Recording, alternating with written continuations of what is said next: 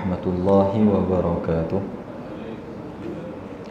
بسم الله الرحمن الرحيم. الحمد لله رب العالمين، والصلاة والسلام على رسول الله الأمين وعلى آله وصحبه الطيبين الطاهرين. أشهد أن لا إله إلا الله وحده لا شريك له، ولا ند ولا ضد ولا زوجة ولا ولد له، ولا أعضاء ولا كيفية ولا كمية له، ولا حجم ولا حيز ولا جهة ولا جسة له، ولا أين ولا صورة ولا شكل ولا مكان له. كان الله ولا مكان، وهو الآن على ما عليه كان. فلا تضربوا لله الأمثال ولله المثل الأعلى. تنزه ربي عن الجلوس والقعود، وعن الحركة والسكون، وعن الانفصال والاتصال. لا يحل فيه شيء ولا ينحل منه شيء، ولا يحل هو في شيء، لأنه ليس كمثله شيء. مهما تصورت ببالك فالله لا يشبه ذلك.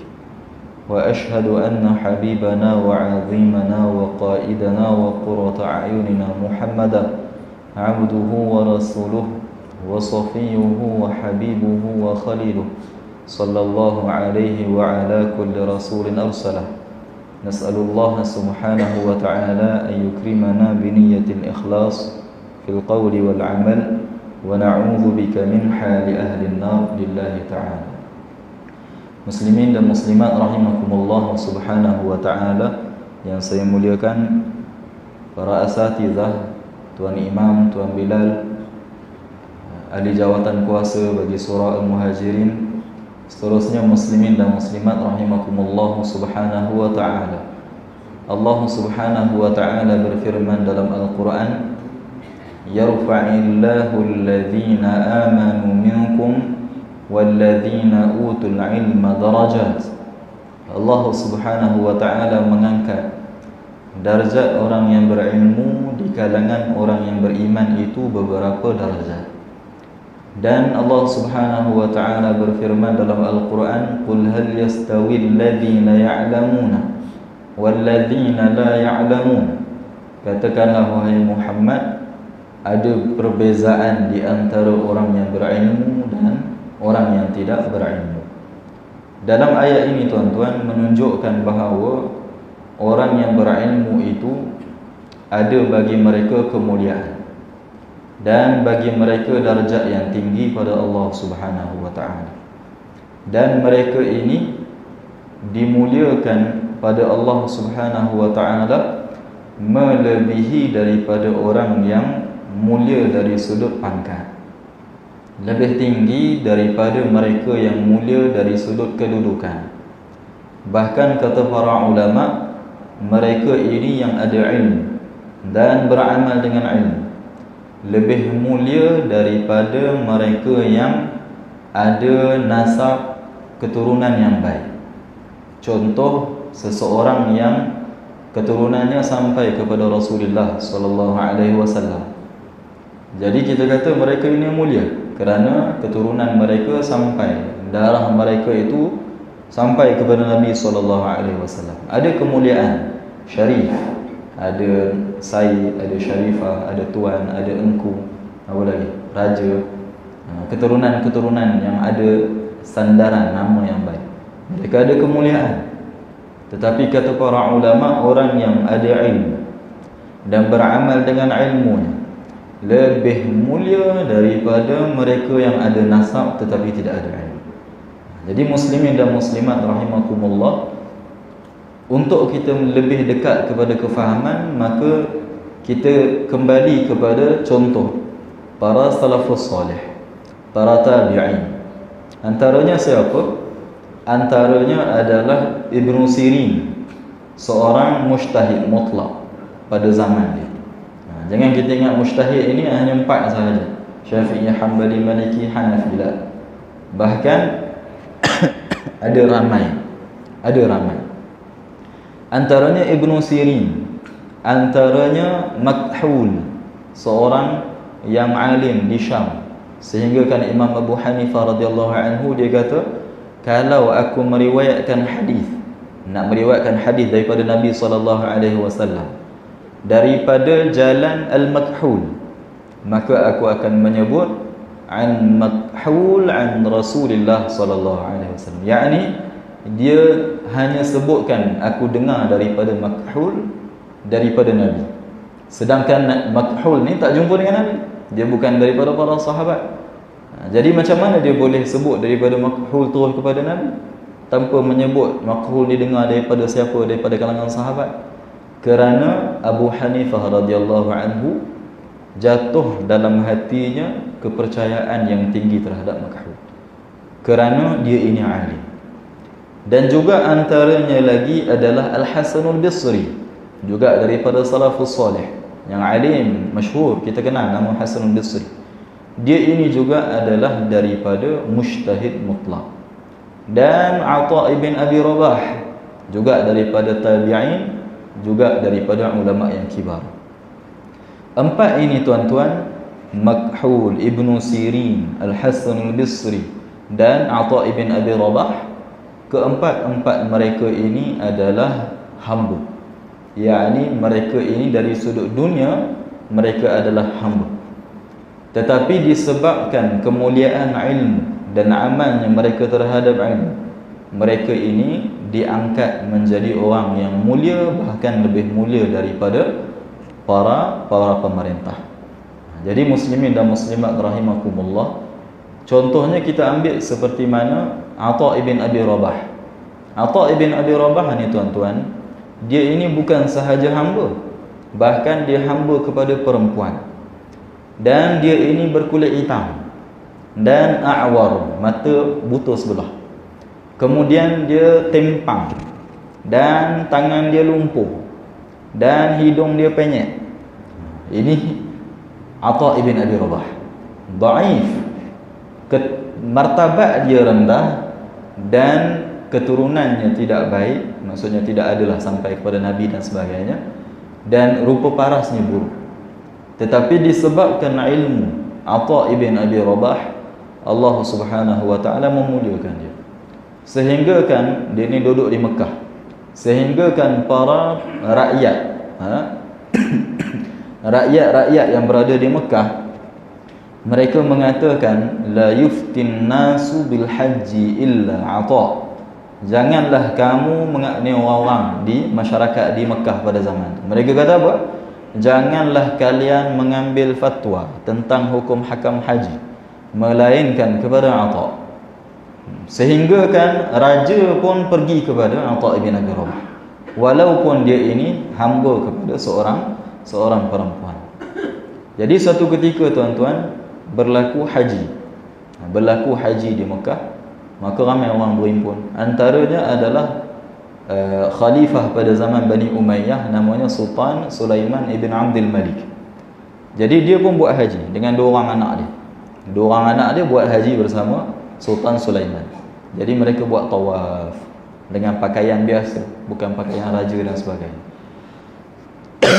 Kemudian bila habis tawaf, dia pergi ke Mas'ah, dia pergi ke tempat sa'i untuk dia bertanya tentang hukum hakam kepada Atha ibn Abi Rabah. Ni sultan pergi kepada raja. Zaman sekarang ada sebahagian yang masih lagi, tetapi sebahagiannya ulama terpaksa pergi kepada pemerintah. Ini tak betul. Jadi pada zaman tu sultan pergi kepada Atha ibn Abi Rabah. Jadi berhimpun ramai-ramai dekat Atha ibn Abi Rabah dengan orang-orang, orang miskin dan sebagainya. Dan macam biasalah orang awam bagi laluan kepada pemerintah untuk duduk di tempat yang khusus. Atha bin Abi Rabah dahlah hitam, buta mata sebelah, hamba. Dia marah orang awam. Dia kata jangan bagi raja duduk di tempat yang khusus. Biar dia bersesak-sesak dengan orang awam. Dia terus solat, dia buat solat macam biasa, dia tak hiraukan sultan tadi. Bila dah habis solat, orang mula bertanya tentang soalan hukum hakam. Sampailah giliran Sultan Sulaiman tanya kepada dia, Assalamualaikum, dia jawab salam. Maka ditanya tentang hukum hakam haji, dan Atha bin Abi Rabah dia jawab tanpa dia melihat kepada sultan. Walaupun dia ini hamba kulit hitam, tetapi dia tak memandang pun kepada wajah sultan. Bukan sebab takabur, kata ulama, sebab dia benci dengan khalifah. Kebiasaannya khalifah ni, raja ni ataupun pemerintah, kurang-kurang pun ada sikit sifat zalim. Sikit, kalau tak banyak sikit, ada sifat zalim yang dia telah lakukan. Jadi disebabkan tidak sukanya Atha ibn Abi Rabah terhadap raja yang telah buat zalim dengan cara yang sikit atau banyak, Allahu a'lam. Jadi dijawab dengan cara dia tak pandang kepada raja tadi. Sampailah habis jawab soalan, anak sultan pun ada sekali dalam majlis. Habis majlis, Sultan Sulaiman dan anak dua orang dia berpisah daripada majlis. Kemudian anak dia dengar orang-orang bercakap di Mekah. Orang bercakap apa? Dia dengar orang-orang berbisik. La yuftin nasu bil haji illa ata fa in lam yujad fa tilmidhu. Kalau janganlah ambil fatwa melainkan kepada ata. Kalau tidak ada ata, maka ambillah fatwa kepada anak murid dia. Maka anak dia ni tuan-tuan, dia tak kenal siapa ata. Jadi anak dia mula merasa merendah-rendahkan orang yang dia jumpa tadi. Dia kata, wahai ayah, kenapa kita pergi meminta fatwa tentang haji kepada seorang yang hitam, sedangkan masyarakat duk bercakap kalau nak ambil fatwa, ambil kepada Atha. Maka ayah dia kata apa? Ayah dia kata, wahai anakku, yang kita jumpa tadi adalah Atha ibn Abi Rabah. Yang ini disebabkan kemuliaan dia dalam ilmu, Allah Subhanahu wa ta'ala menjadikan raja menjadi lebih rendah martabatnya daripada orang yang alim.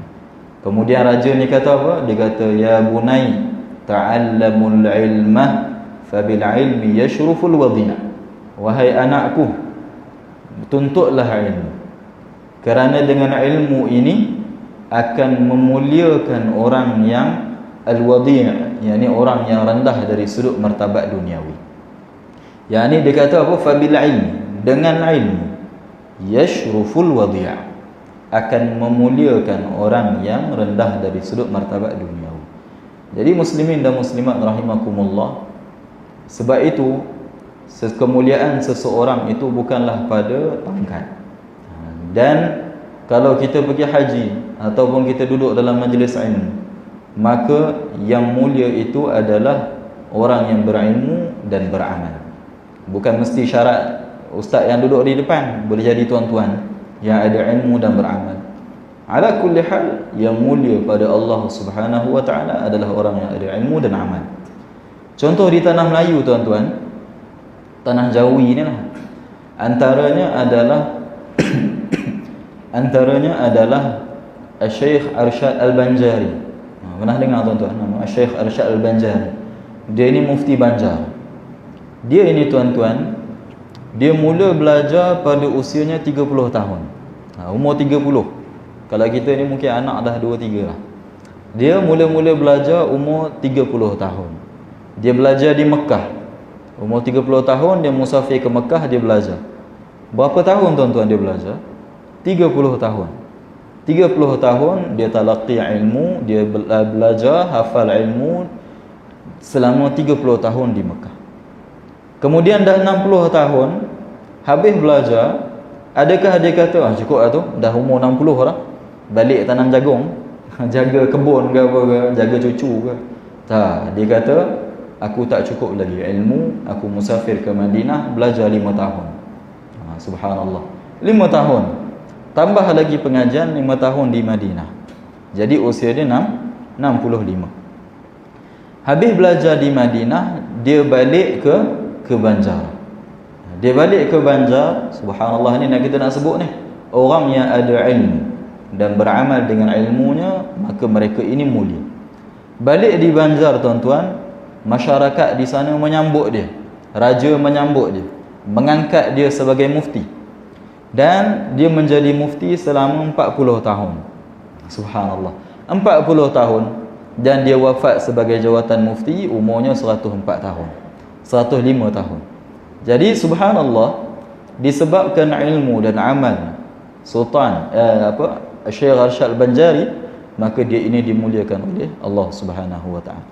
Begitu juga keturunan dia tuan-tuan. Keturunan dia sampai kepada tanah-tanah Melayu ni. tanah Malaysia, iaitu Tuan Hussein Kedah. Tuan Hussein Kedah yang masyhur dengan karangan kitabnya Hidayatul Mutafakkirin, juga masyhur dengan orang yang ilmu, yang berilmu dan beramal dengan ilmu. Sampai sekarang disebut nama-nama mereka ini, Syekh Daud Al-Fatani, Wan Zain Al-Fatani, siapa lagi, Tok Kenali, semua nama-nama ulama, Tok Kupalo, Syekh Ahmad Al-Linggi, semua para alim ulama ini mereka menjadi mulia disebabkan ilmu, disebabkan ilmu. Adapun orang yang tidak ada ilmu ataupun ada ilmu tanpa beramal, maka mereka ini tidak dimuliakan oleh Allah Subhanahu wa taala. Dan jalan kita pada malam ini dan pada setiap malam yang tuan-tuan jalankan majlis pengajian ini adalah untuk beramal dengan firman Allah Subhanahu wa taala, yarfa'illahu alladhina amanu minkum walladhina utul ilma darajat. Allah Subhanahu wa taala mengangkat orang yang berilmu di kalangan orang yang beriman itu beberapa darjat. Jadi mudah-mudahan dengan usaha kita, juhud kita dalam menghadiri majlis ilmu, meluangkan masa dalam menuntut ilmu agama, menjadikan kita ini dimuliakan oleh Allah Subhanahu wa taala. Baik. Jadi insya-Allah taala kita sambung. Pada pertemuan yang lalu sebelum Ramadan kita dah syarahkan tentang martabat ilmu, yakni apa yang perlu didahulukan bagi penuntut ilmu akan ilmu yang perlu dia belajar. Jadi sebelum ini kita dah syarahkan tuan-tuan bahawa ilmu yang paling utama untuk seseorang itu belajar adalah ilmu akidah. Kata muallif rahimahullah, faslun wa awwalu ma yanbaghi an-nadharu fih ma'rifatullah ta'ala bid-dalil. Jadi ilmu yang paling utama seorang mukallaf itu belajar adalah ilmu akidah, tentang mengenal Allah Subhanahu wa taala. Bagaimana seseorang itu mengenal Allah? Iaitu meyakini Allah wujud, tiada keraguan pada kewujudan Allah, meyakini Allah itu azali, tiada permulaan, kerana setiap yang ada permulaan itu berhajat kepada pencipta, meyakini bahawa Allah itu tidak binasa abadi, kerana yang binasa itu memerlukan kepada pencipta yang mengkehendak baginya binasa, meyakini Allah itu esa, Allah itu berkuasa ke atas makhluk, harus akal, dan meyakini Allah itu berilmu, berkehendak, kehendak Allah tidak berubah dan tidak boleh diubah, dan kehendak Allah azali dan abad, dan meyakini Allah itu bersifat dengan mendengar, melihat, mengetahui, meyakini Allah itu bersifat dengan kalam. Habis selesai kita syarahkan tentang mengenal Allah Subhanahu wa taala, dan meyakini Allah Subhanahu wa taala itu suci daripada sifat-sifat makhluk, tidak bersifat dengan anggota badan, tidak bersifat dengan saiz, tidak bersifat dengan warna, tidak bersifat dengan perasaan, tidak bersifat dengan duduk, tidak bersifat dengan naik atau turun, berjalan, merangkak, tidak bersifat dengan gerak atau diam, tidak bersifat dengan bertempat, tidak bersifat dengan berlalu atasnya masa. Semua sifat-sifat makhluk kita sucikan daripada Allah Subhanahu wa taala. Itu cara untuk kita mengenal Allah. Bukanlah mengenal Allah itu dengan kita cerita, okey, kita nak kenal Allah, kita cerita ke anak kita. Macam mana nak kenal Allah? Allah itu dia ada tangan, duduk dekat atas arasy. Kemudian kadang-kadang dia turun ke langit dunia, kadang-kadang dia naik. Kalau hamba tak buat ibadah, maka dia cemburu, dia bosan. A'udzubillah. Bukan macam ni cara kita kenal Allah Subhanahu wa taala. Faham tuan-tuan? Bukan ini jalan untuk kita mengenal Allah. Bukan kita membahaskan tentang zat Allah Subhanahu wa taala. Kerana kata Sayyidina Abu Bakar, al-'ajzu 'an darakil idraki idrak, wal bahthu 'an dhatihi kufrun wa isyrak.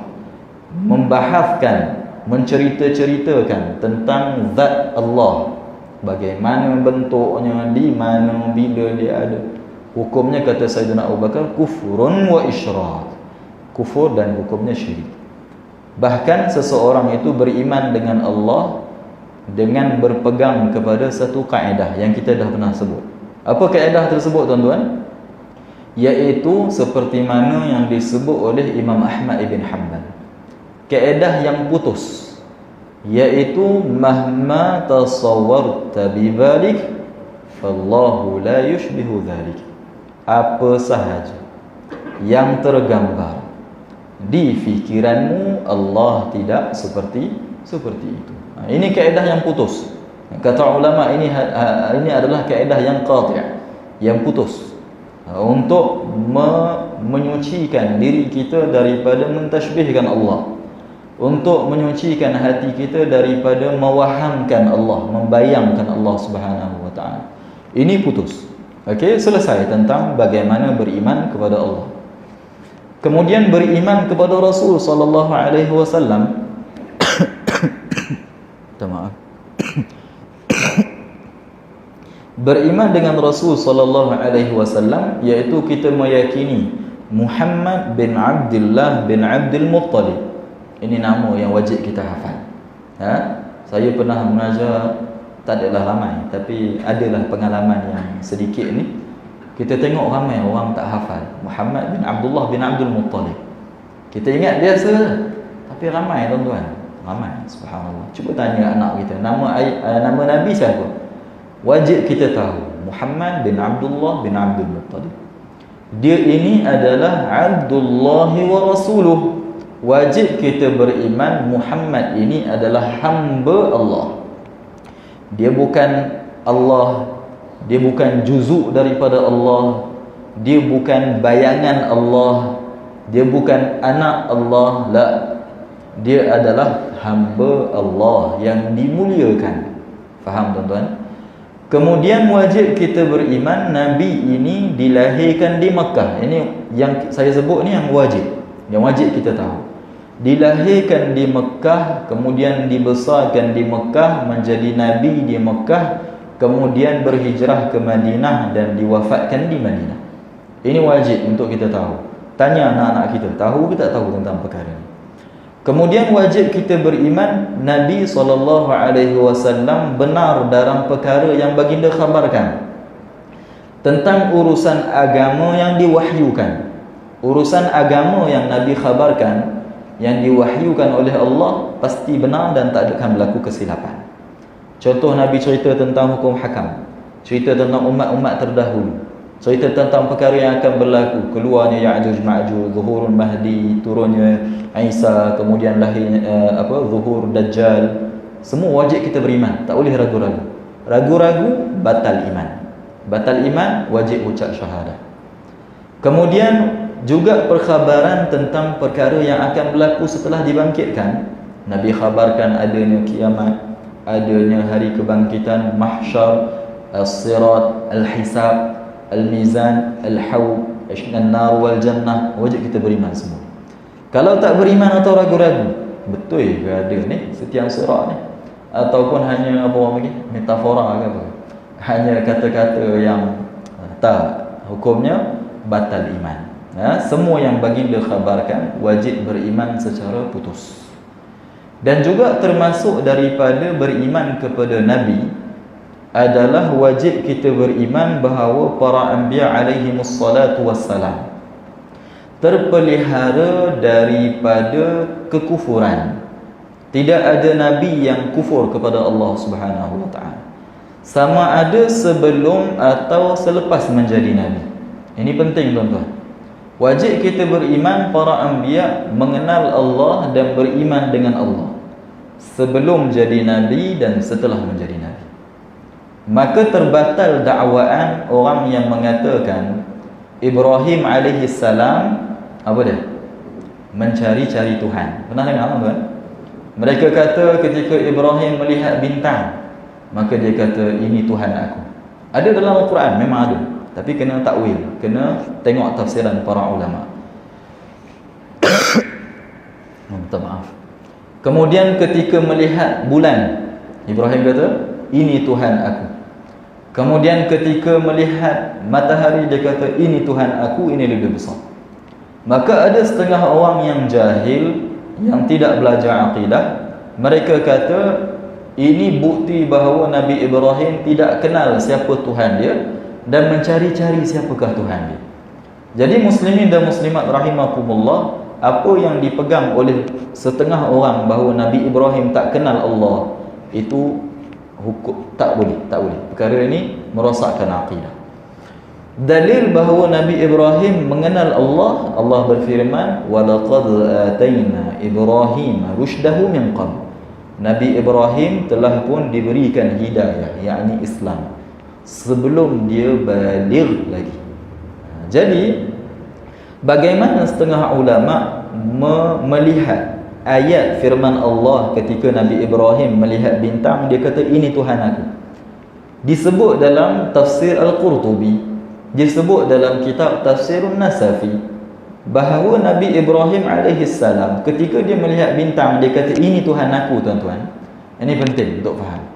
Ketika dia melihat bintang, dia kata ini Tuhan aku. Maksudnya apa? Maksudnya adalah persoalan. Ibrahim melontarkan persoalan terhadap orang kafir yang menyembah bintang. Nabi Ibrahim AS dia sedang berhujah kepada orang kafir. Dia kata ini Tuhan aku.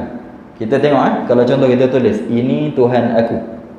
Beza tak kalau orang letak titik dengan orang letak tanda soal?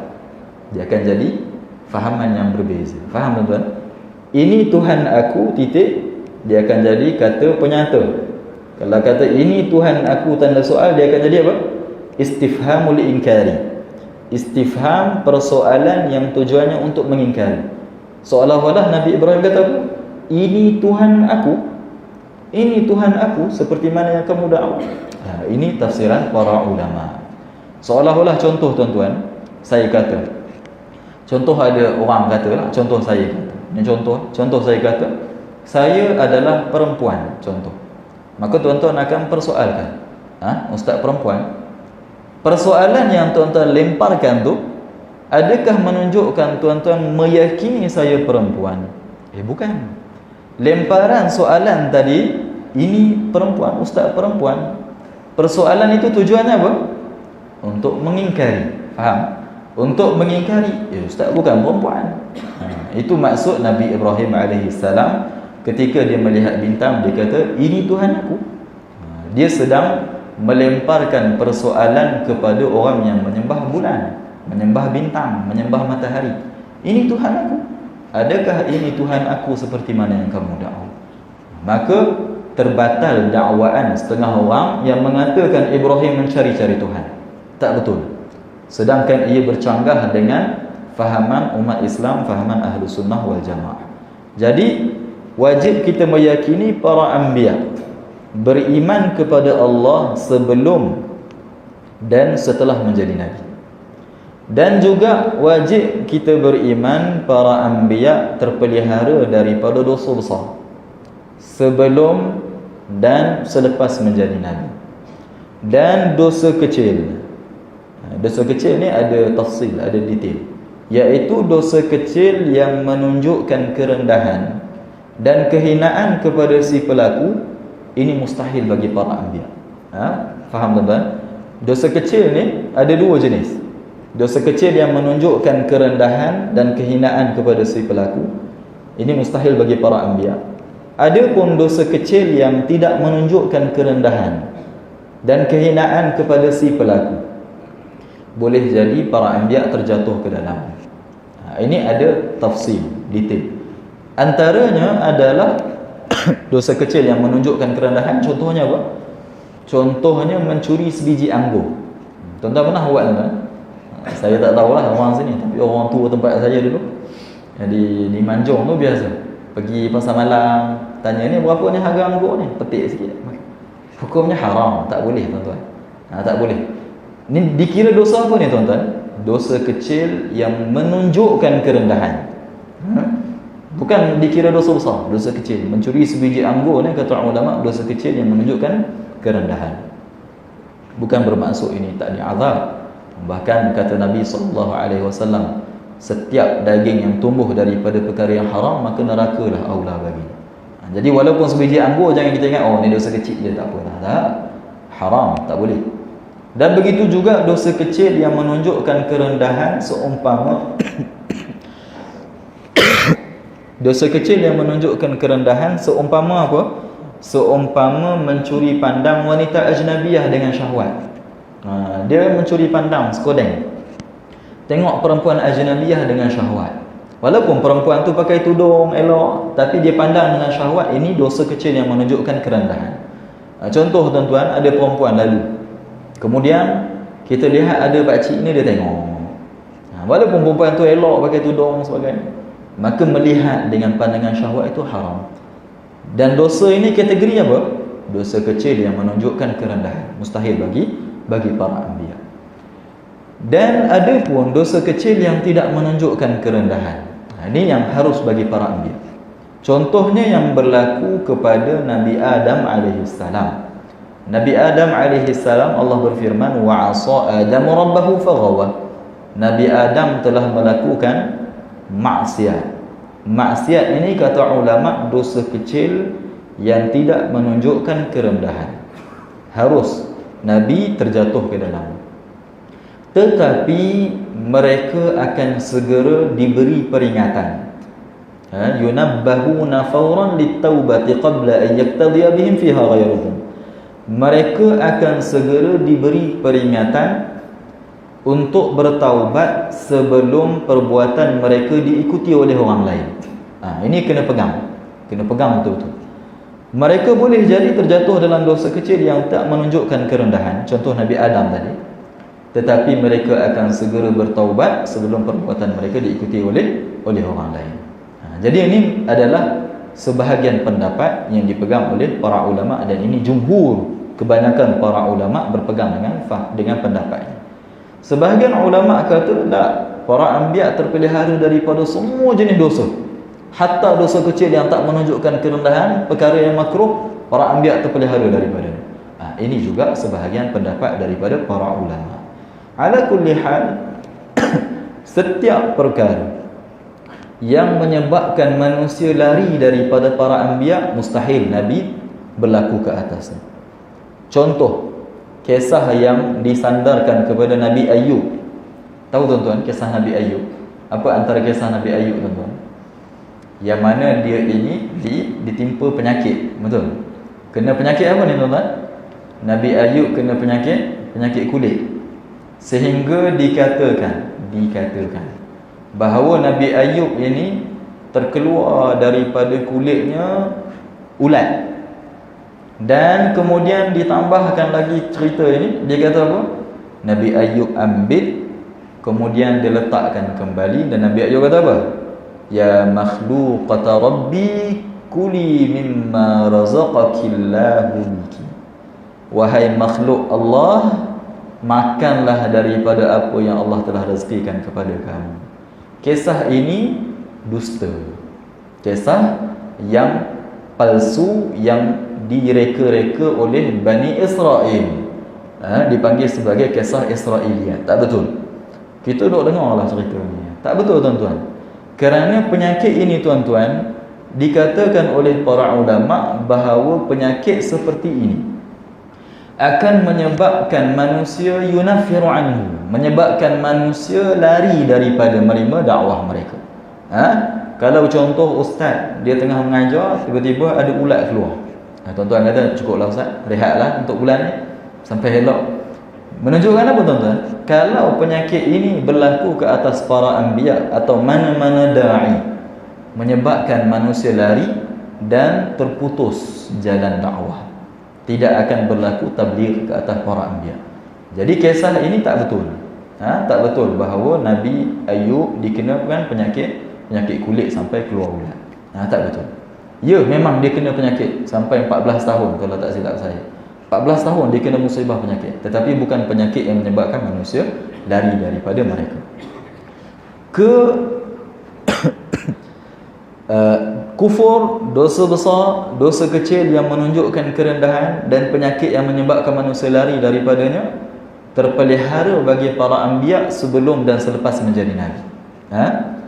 Ada pun difahami daripada kisah ni yang kita syarahkan ni tuan-tuan, apa yang disebut tentang al-asbab. Ini disebut oleh sebahagian ustaz-ustaz yang dia salah tafsirkan tentang apa makna asbab daripada jama' sittun. Tuan-tuan, al-asbab ini Sebahagian ustaz mereka menyandarkan al-asbab ini kepada adik-beradik Nabi Yusuf. Adik-beradik Nabi Yusuf, kita tahu kisah Nabi Yusuf tu. Dia ini adik-beradik dia ada 12 orang. Termasuk Nabi Yusuf, kemudian Binyamin, kemudian 10 orang lagi adik-beradik dia. Jadi 10 orang adik-beradik ni tak termasuk Binyamin.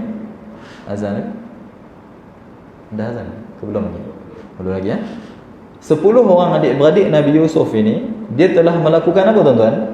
Dia telah buat zalim. Dia telah menzalimi Nabi Yusuf. Kemudian dia telah melakukan kekufuran. 10 orang ni. Apa kufur yang mereka telah buat?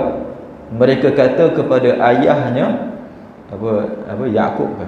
Yaqub Yusuf. Yaqub, ayah kepada Nabi Yusuf, mereka kata innaka lafi dhalalikal qadim.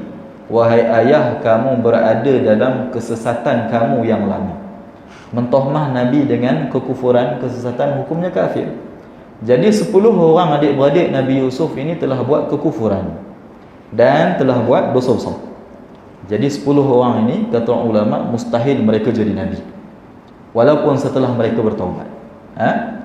Adapun yang disebut dalam Al-Quran tentang Al-Asbab, yang mereka ini menjadi Nabi, merujuk kepada siapa tuan-tuan? Al-Asbab yang disebut dalam Al-Quran ini merujuk kepada keturunan daripada adik-beradik Nabi Yusuf.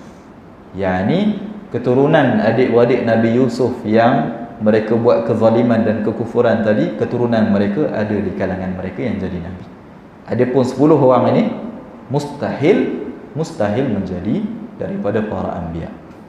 Jadi muslimin dan muslimat rahimakumullah, orang yang tidak mendahulukan ilmu akidah, maka banyak sandaran-sandaran ke atas para anbiya yang mereka ini sampai kepada tahap merosakkan akidah, menyandarkan Nabi dengan tak kenal Tuhan, menyandarkan Nabi dengan dusta. Ada mereka kata Nabi Ibrahim menipu.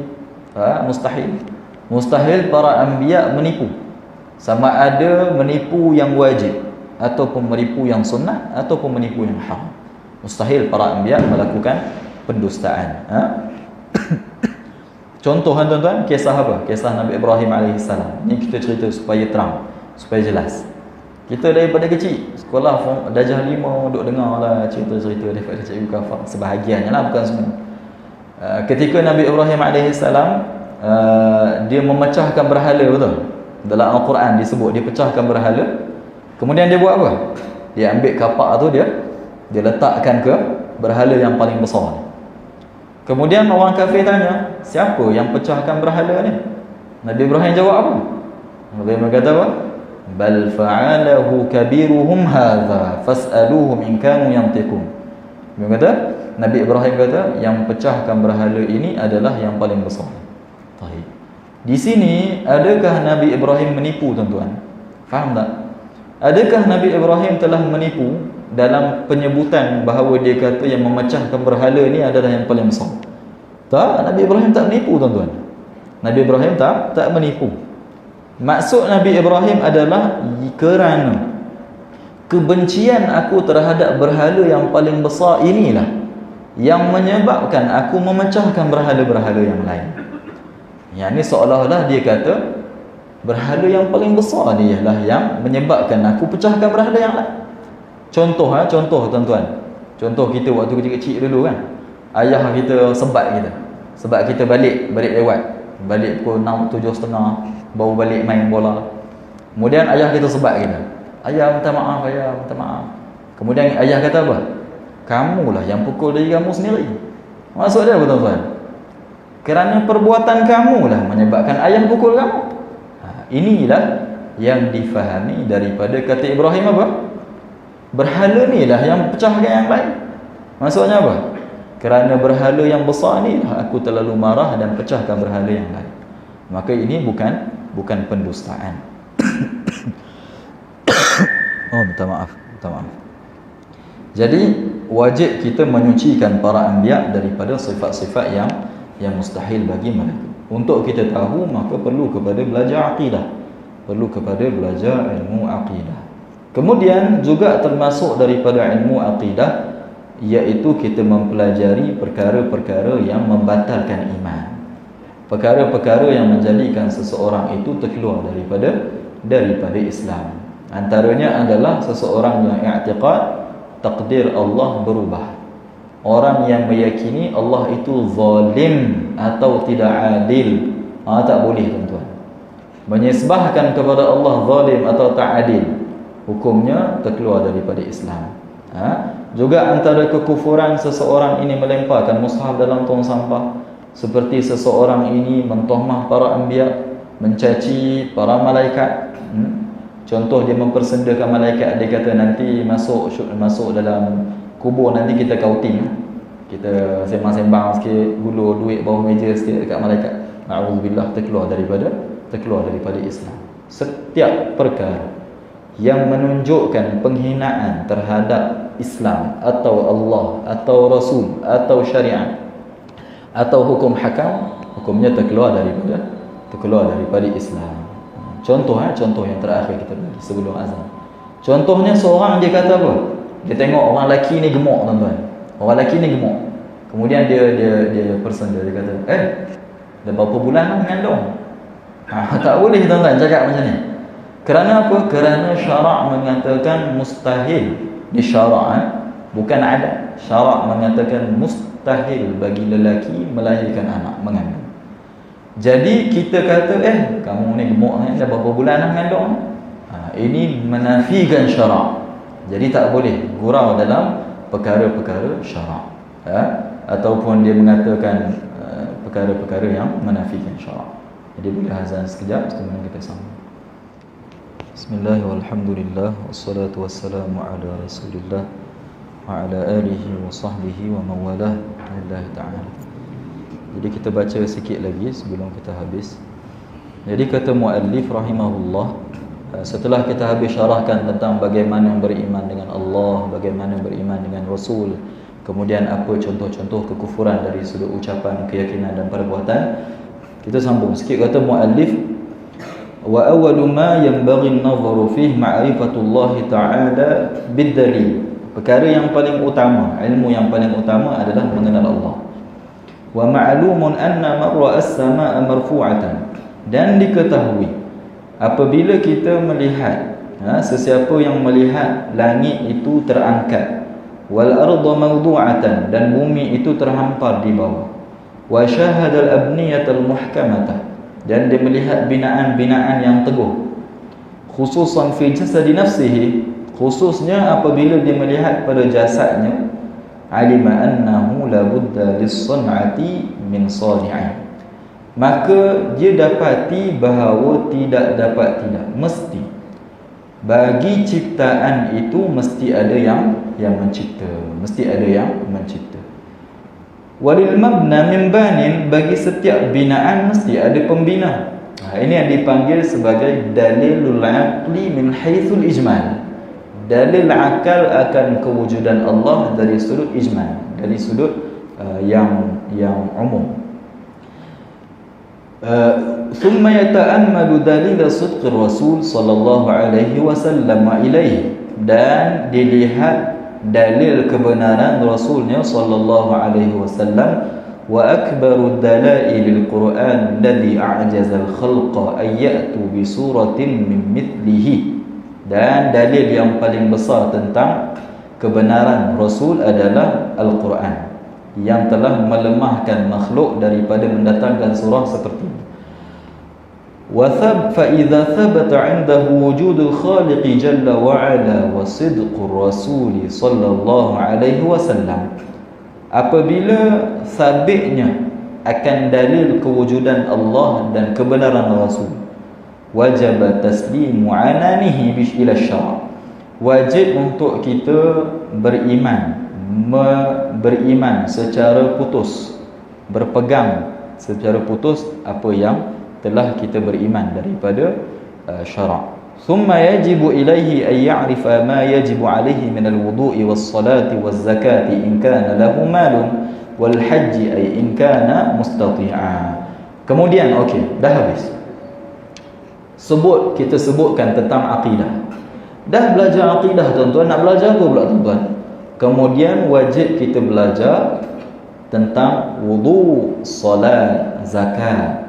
Sekiranya dia ada harta, dan haji sekiranya dia mampu. Yang ini tentang hukum hakam ni, fiqh, tentang fiqh yang wajib ke atasnya. Wa ghairi dzalika minal wajibat, dan selainnya daripada kewajipan-kewajipan. Yang ini daripada ilmu fardu ain. Ini adalah yang paling utama yang sepatutnya seseorang itu mendahulukan, iaitu ilmu fardu ain. Fa idza arafa qadra al-wajib qama bih. Setelah dia mengetahui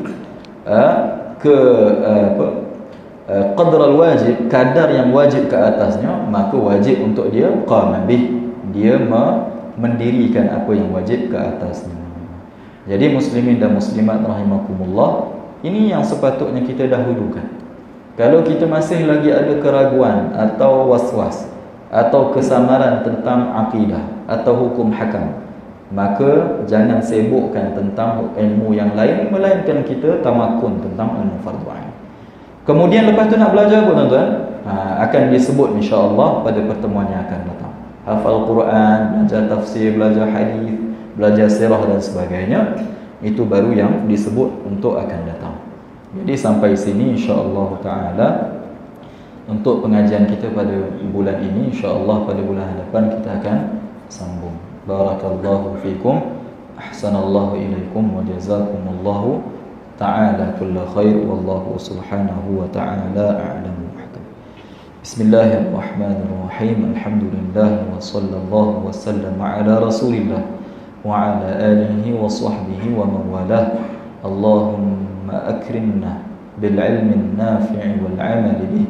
Allahumma rzuqna ru'yatan nabiy sallallahu alaihi wasallam fil manami ala suratihi al-asliyah fi hadhihi al-lailah wa fi kulli lailah, warzuqna syafa'atahu wa ziyaratahu wa syurba min hawdihi sallallahu alaihi wasallam wa mujawaratahu sallallahu alaihi wasallam fil firdausil a'la ya karim, walhamdulillahi rabbil alamin. Barakallahu fikum. Assalamualaikum warahmatullahi.